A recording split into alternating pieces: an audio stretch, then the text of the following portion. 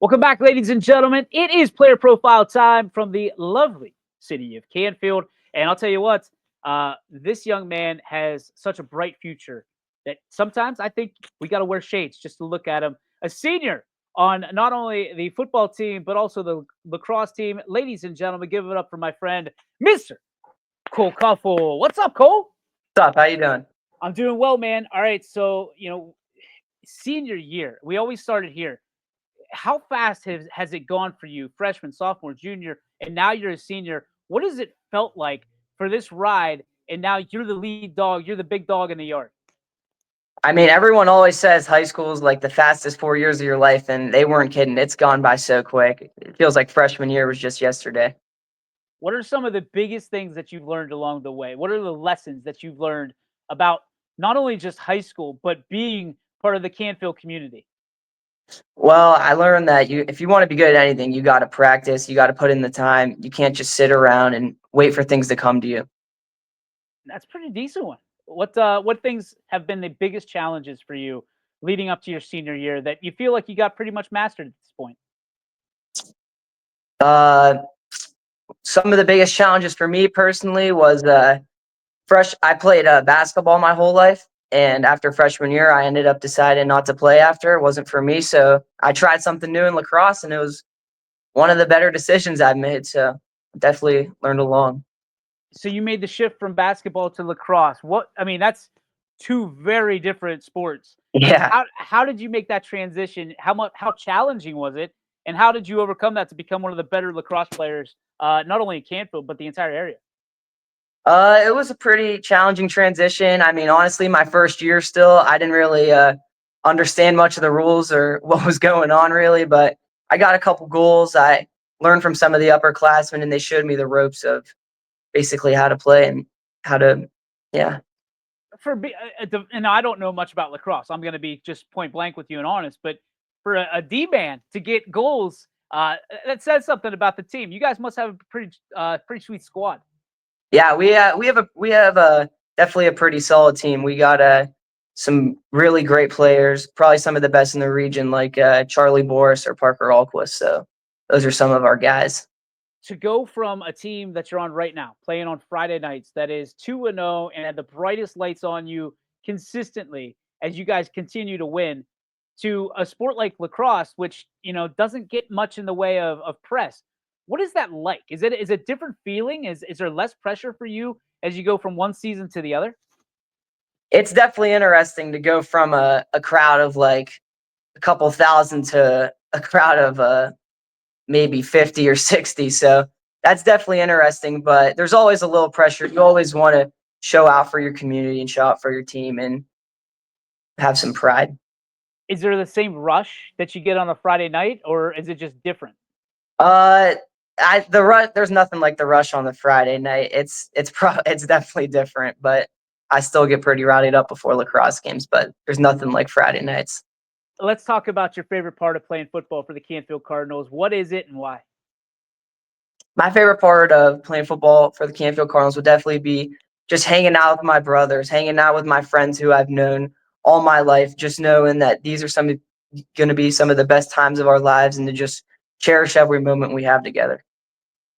The thing we talked to Bryce, and obviously we talked to Sean as well. One of the things that they appreciate most is ringing that bell, and you guys have done it 2 consecutive weeks at home, looking for a three-peat here, back to back to back weeks. For you, what is it like just knowing that you guys are amongst the very few in the state of Ohio that are still perfect 2 weeks in?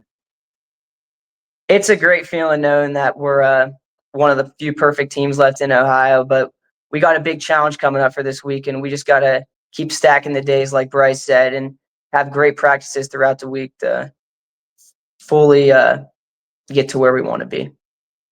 What's a preparation? What does the preparation look like to you on a weekly basis, getting ready for a team, not just Mooney, but what did it look like against Walnut Ridge? What did it look like against West Branch? And how does it differ as a senior when you're trying to really lock in and teach others how to prepare for a game on a Friday night?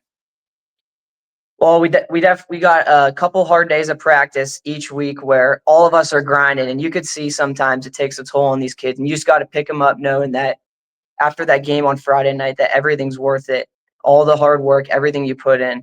So Obviously, none of us like to have bad practices or bad reps, but when you do, how do you overcome that to make the next rep better than the one before it? you just got to get back up. Honestly, you can't cry about it. You can't do anything about it. The past is the past. You can't change it. So get back up, and you have the next rep. So make it your best. You're a stud linebacker. We've all seen it on the tape. For you, what's your favorite part of playing the position? Well, I played DB my sophomore year and a little my junior year, and a little bit through I got switched to linebacker. So once I got switched, the physicality was definitely a lot different, and I like that a lot more. It's a lot more fun playing football at the linebacker position. Did the coaches just watch the tape and go, we think Cole can probably hit a little bit harder at the linebacker position than at the DB position?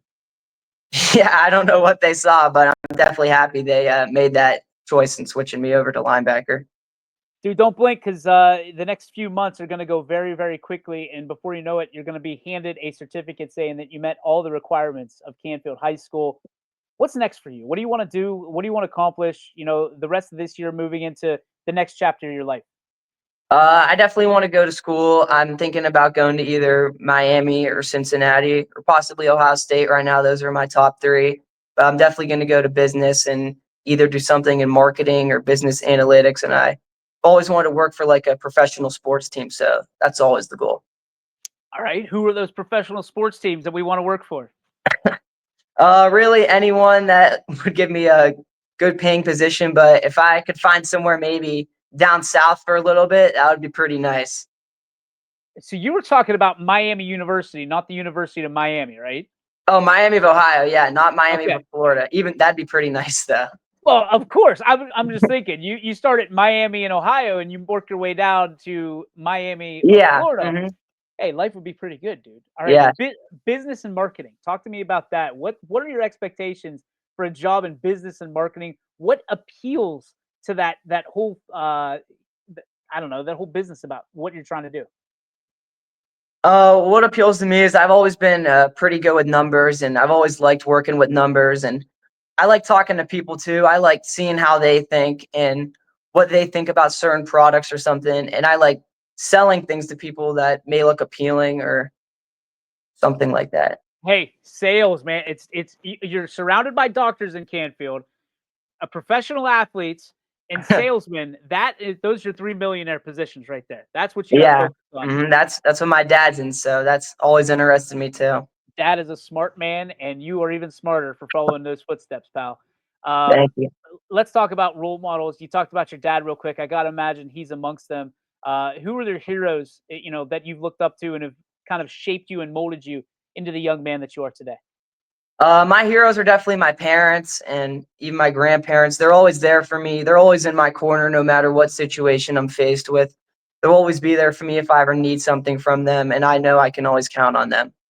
All right. Naturally, the next question is going to be, what are your favorite traits about mom and dad that you're really blessed and fortunate to have, kind of in your back pocket, your DNA? Some traits I'm happy to get from my mom is her organization. She's very organized and tidy, and she's always up to task in what she's doing. So I appreciate I had that from her. But my dad, appreciate what I have with his the way he handles with people and his like sense of humor. I'm very happy I have that. Cole, what an honor it was to sit down with you for the last 10 minutes or so. Thank you for spending your time with us. Thank you for what you've done for the game of football, the game of lacrosse, and being a role model for everybody in Canfield to look up to. Ladies and gentlemen, the numbers spitting, hard hitting Canfield Cardinal, Cole Cuffle. Thank you, Cole. Appreciate you, brother. Thank you.